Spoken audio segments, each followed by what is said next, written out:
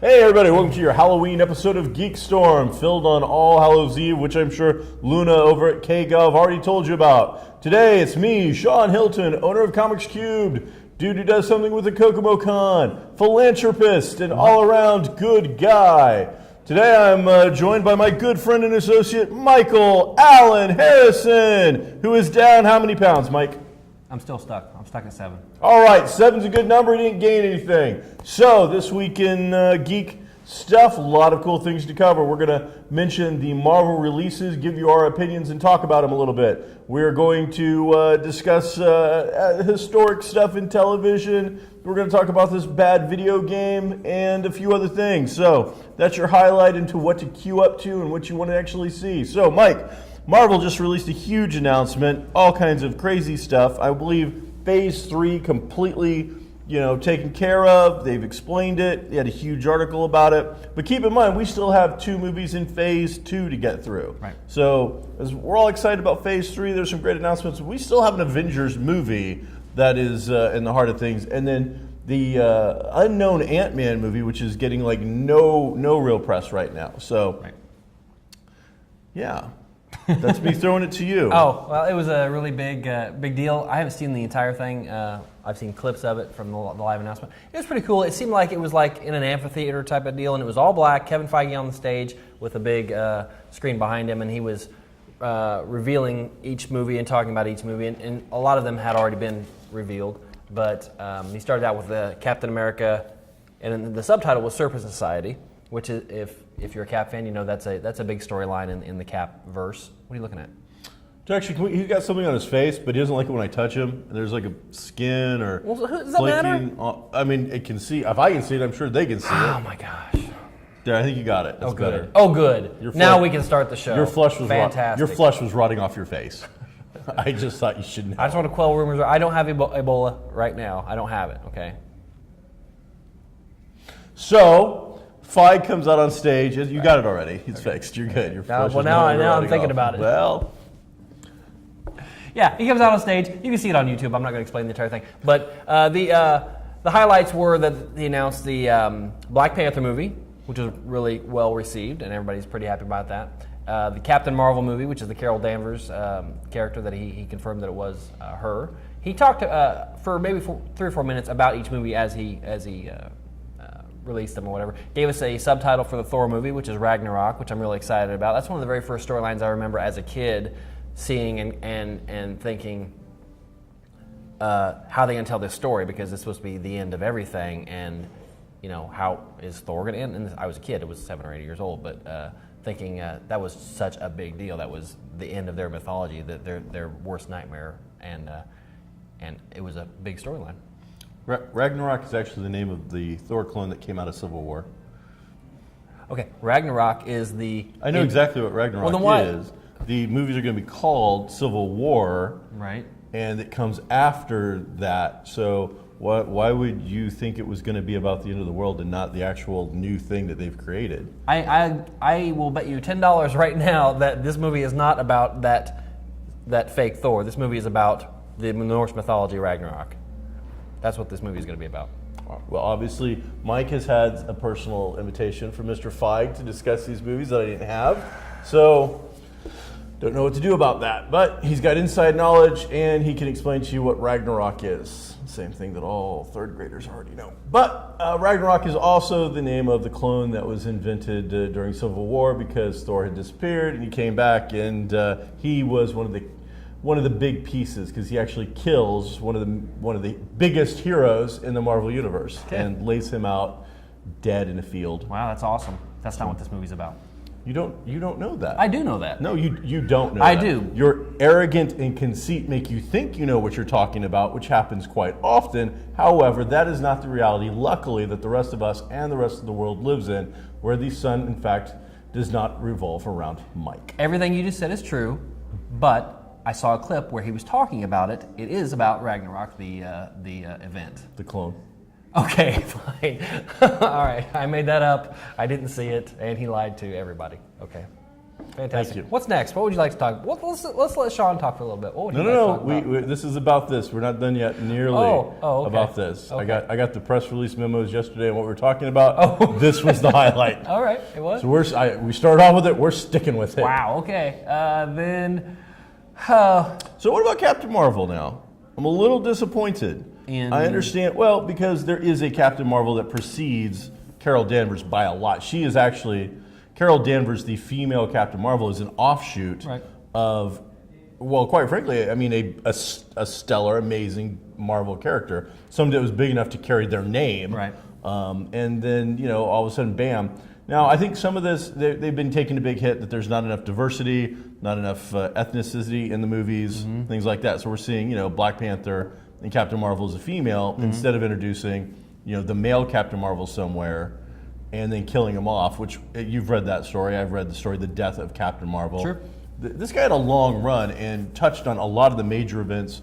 He touched on a lot of the major, middle of Marvel events, if that makes any sense. Like there was the Silver Age where they all got started. He came across just at the end of the Silver Age kind of and went through the Bronze Age. So he was involved in a lot of the Avengers storylines and things of that nature through that period, which now we're in the newer period, and all these movies seem to be about fairly brand new stuff, including Ragnarok the Clone. So with that, I think we're kind of missing the opportunity to develop these characters. And that's what Marvel's done so well, is introduce and build.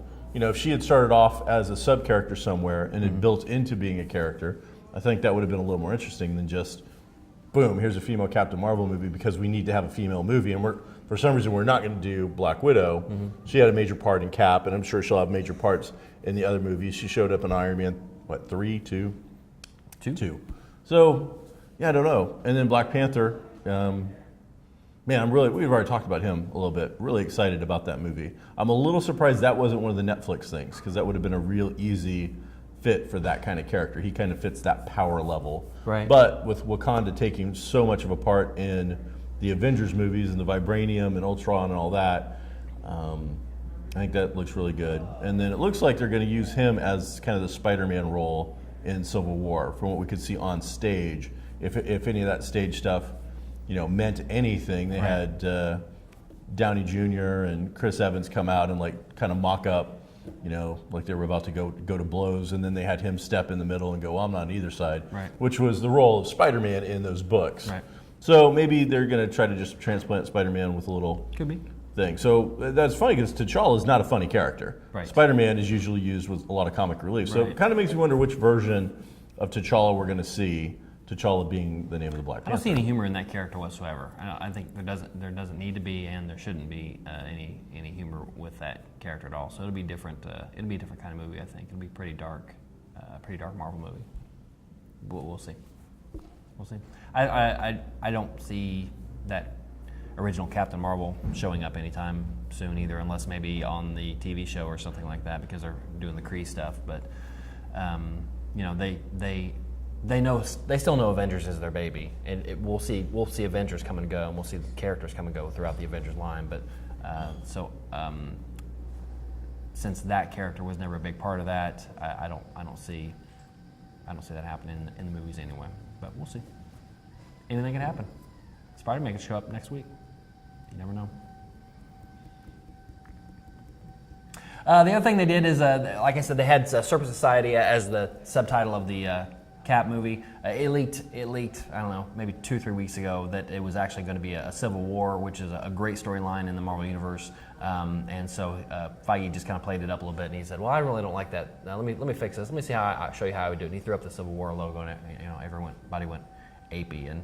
And that's when they brought out, like you said, Robert Downey Jr. and Chris Evans, because it's that story baseline basically shows it's more of a political thing, kind of like Cap was, where you've got this superpowered registration act, and who's behind that, and then everybody that's against it and who's behind that. And in the Marvel universe, in the comics, it was a real splitting of pretty much everybody. There was a great divide there, and if you had superpowers, they wanted you to register with the government. Right. You had to tell them what your name was, take off the mask, Right. come clean, explain to them your power levels, let them test you a little bit, Right. so they knew how to categorize you and deal with you. Right. And Iron Man was on the side that says, yeah, we've got to do that. And Cap was on the side that says, no, freedom trumps that. Right. Even if we're vigilantes, that it trumps it. Yep, I agree. So. Yeah, that was a great storyline. It was a great. We talked last week about events in comics. That was one of the good events in comics. There's been so many sprinkled throughout the year, but that was a great one, and they know that it's a fan favorite, and so that's why they decided to throw it in there. So the last news, or the other big news, was they threw the Inhumans up there. That was new. I don't think that had been confirmed before, maybe, but I don't think it was. I think it was tagged under one of those unknown Marvel movies. If I'd been a betting guy, I would not have bet money on that. I would have bet Black Panther. I would have gone so far as to bet Captain Marvel, just because of a female aspect. She's a really strong female. She's probably the strongest female character they have in their universe, and how she's grown and what she's done. With Black Widow being the movie equivalent of a character that's kind of come into their own. She's really come into her own in the book itself. So, but Inhumans, man, that one's out there. That's the Guardians of the Galaxy Dark Horse kind of thing. Which makes me think that's what they thought. That's what they're thinking because they had Guardians. Maybe they're thinking, okay, we can throw something crazy against the wall, and if we make it work, if we make it well, then people are going to respond, and so that might be what they're looking for. Another kind of out of the box type of. How many phases until we get to Power Pack? I hope never. US 1, Team America. I don't think we'll ever see Team America. I hope we'll never see Team America. Super Pro? I hope not. But we'll see Power Pack. Hopefully not in our lifetime, but we'll see Power Pack at some point. No, that's it. And that has received a lot of attention. That has really been blowing up Facebook. Oh yeah. The social media and other news, because these are billions of dollars. Every single one of those movies has the chance to be a $1 billion movie, or really close. And we talked about this last week too. It got leaked early. The Avengers trailer got leaked. I would bet that if it had not been leaked early and it was premiered on S.H.I.E.L.D. on Tuesday the way it should have been, we would have not got that extra scene that we got at the very beginning, that where they're sitting all around. Oh no, yeah, you weren't going to get that. They still wanted people to tune in. They still wanted people to get something new, and that scene is great. It's great for so many reasons. I talked a little bit about it on Facebook, but it's basically, if you haven't seen it, you should. But they tacked it on at the beginning of the trailer. And it is basically all the Avengers and some ancillary characters sitting around drinking and having a good time, and everybody tries to pick up Thor's hammer. And the enchantment is whosoever holds his hammer, be he worthy, if he be worthy, or if they, or whom, whatever, shall possess the power of Thor. So everybody tries to pick it up, and nobody is supposed to be able to pick it up. You saw the Hulk. The Hulk couldn't pick it up, in Avengers 1, and there's Thor's just kind of sitting there watching everybody do it. And he's got a grin on his face, and Tony and War Machine get in there, and Robert Downey Jr. is very funny. And then Cap grabs it, and it nudges just a hair. It moves, and that look on Thor's face when he sees that it moves a little bit, it's disconcerting. He's like worried that it is, and then in the back of me, I'm wondering, maybe he should be worried that he can't pick it up. He's following this guy. This is the leader of their group, and maybe he should be able to pick it up. So, regardless, it was a really great scene, and they tacked it on the beginning. And there was, I think, they might have added just a little more of the Ultron dialogue. Maybe they didn't, but it was really good. I really enjoyed it. And then, like you said, when it blew up on YouTube, I think maybe the Tonight Show had Pee Wee Herman do the voiceover of Ultron's dialogue, and it was really funny too. So again, it's one of those things that just becomes an instant, because of the time we live in, becomes an instant pop cultural thing where it's just out there. Sure. Everybody sees it. And is Marvel going to get mad about that? No. They're like, oh yeah, you're playing our trailer. That's cool. We didn't pay for that on the Tonight Show. I've seen it in Lego version on Facebook already. Yeah, see, that's awesome. Everybody's going to be doing it. There'll be a version of us doing it here in a while, I'm sure. We won't do it. So, well, that's because you would sell the damn hammer. So I have sold the hammer. Wouldn't last long around you. $5. Molnar's only $5. Here you go. So also this week in TV, not super historical, but an achievement. Arrow reached its 50th episode, and with its 50th episode, also had a direct tie-in to The Flash, which was then also shown in both shows. So one getting to 50th episodes anymore, I mean, it's the CW, so maybe it's a little easier, but man, shows just don't last like they used to. It seems to me, they either die out really quick or they seem to go a long time. Right. Now, being on the CW has got a really good chance of getting to a 100th episode without much of a problem. But again, the direct tie-in. We know that they're connected. They've appeared in each other. Barry, he showed up on Arrow. We saw the actual take place in an Arrow episode where he got hit. But having Felicity out of the entire 50th episode because she was over in the Flash episode, then come back and then acknowledge that she was gone. Right. It wasn't like, I think one of the first couple of episodes of Angel from the Buffy TV series, they had like Spike show up and he did a crossover. But it was really just like a pick somebody up, throw them in, and nobody would ever know or really care. Because of this, we're seeing, I think, and I hope, some really good correlation between the shows that'll be like the comics, where we're going to see that interaction.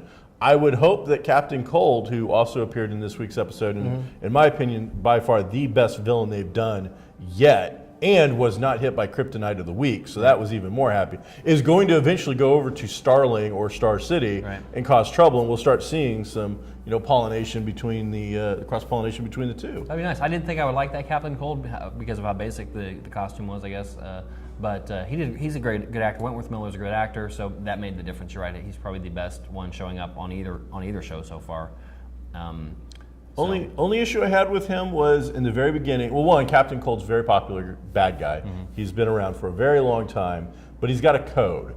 And in the beginning, he gives the guy. Did you see the episode? Yes. He gives that guy like crap about you broke the code. You don't just go around killing people left and right, causing trouble. Right. As soon as I get a cold gun, everybody, code? What code? I'm busy shooting everything. So it was kind of like, here's my big scene. He shoots that guy. Well, you broke the code. His code was no cops, no guards, is what his code was, or that's what he said it was to that guy. It was everybody. It didn't matter who you were. Yeah. So if you it's one of those things like Gotham with the weather balloon and the guy with the gun. It's little things like that. I'm willing to suspend disbelief that you have a cold gun, and that all this crap can happen. But when you break the rule of just something so simplistic, that makes that character really interesting. Who's the character they referred to at the end with the heat? Who's that? Oh, is it? Oh man, yes, I do know who it is, and off the top of my head, I am forgetting. Heatwave? I don't know. Something like that. It's another classic rogue villain. Okay. They've always had that kind of thing because one's hot, one's cold, and they always Melter, Heatwave, something like that. Huh? Heatwave. So. Sweet. Oh, they do? Oh, that's cool. That's cool because they were together on Prison Break. You have to say that because Dominique Purcell is going to be Heatwave. Who was Wentworth Miller's co-star on Prison Break. So that's his brother? Yeah. So they're teaming back up. And that, again, and I like that kind of stuff because now the prisoner or the fans of that show, and I actually really did like the first season of that show quite a bit. Now they're going to get a little reunion and they're going to watch that. So, and they have good chemistry. And going back to Arrow, they had the reveal of Ra's al Ghul. Ra's al Ghul. Which I didn't recognize that actor at all from anything, and so I don't know if he's popular with somebody else. I don't know, but I kind of feel like they. You know who he's not? Yeah. He's no Liam Neeson. Well, but he was affordable. He had a good look with what little bit we saw, the rings and all that kind of stuff. But I just liked her. Nisa really came along. Her enunciation of "I am the daughter of the demon, the head of the blah blah blah blah blah," and that's the kind of stuff that, whereas it's cheesy, that's what they would say. I mean, that makes sense in a world where being an assassin is a real thing and doing those activities. And then it was a really good episode. That was probably Stephen Amell came out and said, "This is our best episode." He goes, "We had to grow into this. We had to get to this part. We couldn't have done this episode in the first season. We had to get to the point where you believe all these things." Well, he did it. He nailed it. My only complaint about that episode was the how dark that fight scene was. It's like, she wears black, he wears black, and it's dark. And Merlin wears black, yeah. So there's three characters. They all are archers or, have whatever, and they all have flowing outfits. But it was in a dark a warehouse maybe or something like that, and Yeah. you really didn't see the action other than the shadows cast or the light behind. So I don't know if that was because they weren't confident about the choreography of the fights or what. But I think it's just, well, I mean, it's the difference between Arrow and Flash. Arrow is always dark and in shades and tones of green. Even I've noticed every little thing. If there's a light, background light, it's green. Yeah. It's always a shade of green or something. So, but it's Gotham. Yeah. And his villains have all been kind of Gotham based. It's their version of kind of a Gotham. So it's always dark. Whereas in Central City or Keystone, I forget. Central. It's always he's out in the sunshine all the time. Right. It's like beach weather. So I think that's just the look of the show, and because the choreography we've all seen now, whether he's using a stuntman or not, I'm sure he is, but he's capable of doing almost all the things we saw in that fight. I've seen him now do in workouts, and this is a guy. And segue into another subject. Stephen Amell's now that guy who I think is showing how to use social media. He is on there talking to the fans, putting up information, not blowing or giving anything away or getting himself into trouble, but connected enough now that he has created a relationship outside of the show, which has helped the show, I am sure, reach a lot of different things. Plus his charitable works have been amazing. He has raised very quickly a lot of money. And he's also promoted his other activities. He owns a winery, and I'm sure that that's it's getting a lot of love from all of this, these PSAs basically that he's using Facebook to do. But he did just come out, I think, in dog Twitter. Was it Twitter, Tumblr? One of them he just came out against and got a little lippy with. Twitter, wasn't it? Yeah, he said something against Twitter. And one more point on Arrow. Speaking of the choreography and whatnot, there's that scene where Thea and Roy are walking in the alley and Merlin shows up, okay? He has to do the flip. Roy does, instead of walking Nisa. a foot and a half, you're all right. Instead of walking a foot and a half, no, it was Thea because she stood in front of him and said... yeah, but Nisa's the one that attacked him. Oh, was it? Yeah. Okay. He does it. He climbs up on a car, does some kind of parkour flip, and then lands a foot from where he was just standing. Yep. He could have just done this, but instead, he does some super... If you're going to impress the babe that you've already ticked off and has finally come back, are you going to take a step or are you going to do a giant flip? Right. And then get hit with a needle that knocks you out and makes you look like a giant wuss. Right. By the way, if we're going to stay there for a minute, how is it that Roy's costume looks so much cooler than Ollie's costume? Yeah, I don't know. Maybe it's because he's trying to stay thrown back to the island stuff a little bit and how haphazard that was. That's very possible. Roy's looks really well put together. It looks like a superhero costume. It looks pretty sharp. Whereas Oliver's kind of looks like something he went to the closet and... But the thing with all of them is, though, okay, now that they're on the masks, which I like the masks, every time they whip it on and off, the eye makeup disappears. And Roy's is black. He's got black makeup behind the red thing, which kind of looks a little weirdish. I don't notice it with Oliver's makeup for whatever reason. Yeah. But with Roy's last night, when I watched it, it was apparent he had raccoon eyes. Right. It was pretty crazy. But, so that's what's going on can't make there. everybody happy. That's just the way it is. So this week at the box office, we've got a new movie. I think there's only one new movie opening, and there are two wide release openings. There's Jake Gyllenhaal in a movie called Night Crawlers, which appears to be about getting the news, paparazzi, the dirty news kind of stuff, where it's he's doing paparazzi stuff like you said, and or car wrecks, and it's what's that song? It's all like a Mark guy did it. I don't remember. It's from the late '80s, early '90s about you just it's all about getting it on the television, getting paid. I don't know. All right, we'll look it up later.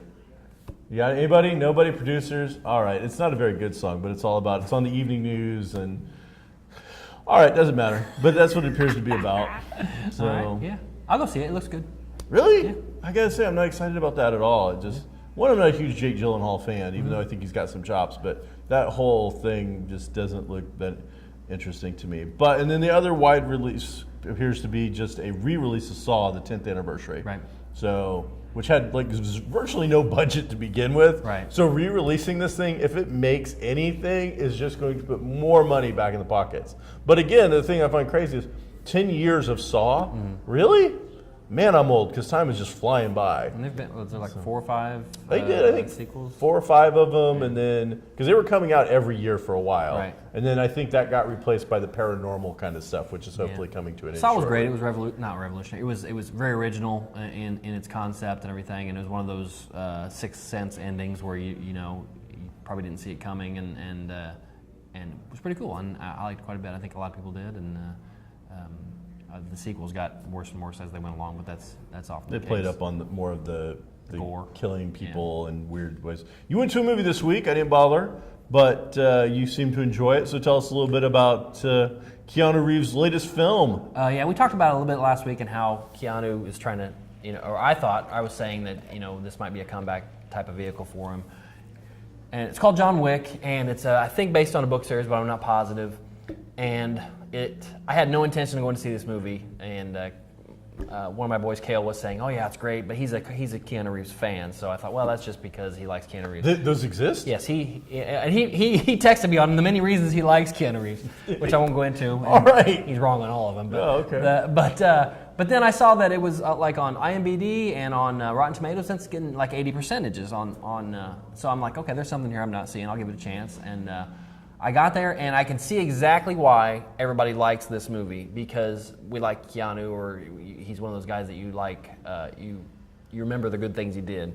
Okay. This movie is without if you take out the science fiction element, it's the Matrix, okay? Because it's gun fu. It's him jumping around and kicking guys. It's him a lot of gunfire. There were more bullets than words for Keanu, and I think that actually worked in his favor, because I still am of the mind that he's not a very good actor, okay? And again, maybe it's just his voice inflection, his emotionless. A lot of it has to do with that voice. And that's not his fault. I mean, Right. it's voice he's stuck. He had very little dialogue in this movie. What are the sci-fi elements? Because I thought this was just a straight up normal revenge No, I said film. I said take out the self-fi elements. Oh, and okay. Of the Matrix, Now, and it's the same. This is how I grade these movies now. If I take Keanu Reeves out and I put Liam Neeson in, does this movie get better? I don't know, probably. I don't know, because I'm not a big fan of everything Liam Neeson's done in the last. If I take that out and put Denzel Washington in, does this movie I get saw that better? movie. It was called The Equalizer. Was it better? Same movie. Okay. This one, there was so much fighting, so much gunplay. Willem Dafoe has a cool little turn in it, and William Dafoe's the bad guy? no, he's not a bad guy. Really? Because he's the go-to, Right. almost MTV bad guy. He was like the buddy, Oh, okay. And a big week for Adrian Palicki, because she was just had her second appearance and is a regular on Agents of S.H.I.E.L.D. now. She's in this movie, and it's a big And movie. is having crossovers still in About a Boy. Oh, is she? She was the love interest at the end of season 1, and they've brought her back for Right. little clips in season 2. So she goes from being, Mockingbird, crazy fighting, Right. assassin-y type Agent of S.H.I.E.L.D. to love interest on 22-minute situation in comedy. Plus, the concept. Tell me when it's 2 minutes. The concept on this thing is a little far-reaching. Okay, his wife dies, but that's not nefarious at all. She dies of something, and he used to be an assassin or a hitman or whatever you want to call it. He gets married. They let him out. He has his life. She dies. The day after, shortly after her funeral, this Russian mobster who doesn't know who he is steals his car and kills his dog. Okay?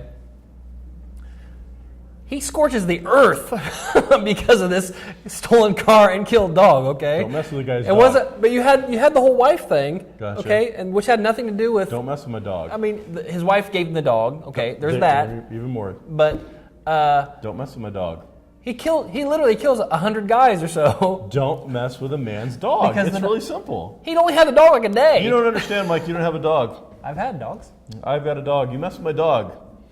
I thought somebody had taken one of my dogs a while back, and I was on Facebook. I'm like, this is what it came to. I have a special set of skills. Okay, I don't want the police to know where this guy is. I want you to tell me. Right. I'll deal with it. You don't mess with my dog. The producer's got a dog, so he messes with Django. What's going to happen? It's bad. See, it's bad. You You shouldn't leave Django unchained. don't mess with. So, All right, so go see the movie. Don't go go see the movie. It's okay. So I picked up a PS4 game because GeekStorm should talk about video games once in a while. And I was really excited because it's a Sherlock Holmes game. And it's deduction and really good little graphic thing. PS4, Crimes and Punishment, Sherlock Holmes, Focus Home Entertainment and Frogwares. My God, this was a pile of crap. Well, that's too bad. This was horrifically, painfully bad. And I'm only like maybe 30, 40 minutes into it, and it's bad. It's got bad collision recognition. It's got bad everything. Everything. The idea is that we're here, and now I'm deducing something. And all of a sudden, I would go in and be like, okay, you know, that and this and that flake of skin, and this all adds up to something. But Something if awesome. I don't, Adds up to like something there's awesome. a little That's dot right right here. But if I look at right here, even though this is still in the area that I can see, it doesn't have, it has to register. Right. So you have to be exactly dead over something. So you're looking at your entire screen the entire time. That's and boring. you have to like basically do like this side-by-side sweep or scan of the screen, looking for every little thing. That's boring. Which did not lead to the fun and excitement that we would think of from a Sherlock Holmes style anything, and instead gave us a whole lot of nothing. So avoid the Crimes and Punishment. I paid like $60 for this game. I'm willing to bet everybody that watched this It, show has already avoided It is that game. bad, not fun. I don't know, Sherlock Holmes is pretty popular again, so there you go. Do you have something to add, ma'am? yeah, the costume contest video will be up on GeekStorm. We have been informed that the costume contest for KokomoCon will be up shortly. Today? Today? It's very, All right. That'll it'll mean be nothing. up. Well, since this show won't be up today, that doesn't make any sense for us to say it'll be up. We already today. said it. when they're seeing this, then they It will already be up. So check out KGov, which now, will there be a link to actually go from this to that? can, That's up to you, but I need to know. Okay, yes, all We're right. going to stop doing this if you're not putting anything here. Well, you can do that. People, if you're watching TV, don't forget to click that. All right, so there you go. The KokomoCon contest link will be up. It's taken April a little while. I'm sure it's amazing. Oh, it's gonna be There will great. be a link somewhere. Maybe music this time. Maybe, and we'll see how it goes. Thanks for checking out GeekStorm on Halloween. I'm Sean Hilton. This is Mike Harrison, and next week we will have gone to Wizard World, and we will share with you and regale you with tales of comic conventions in Ohio. Be groovy, Kokomo.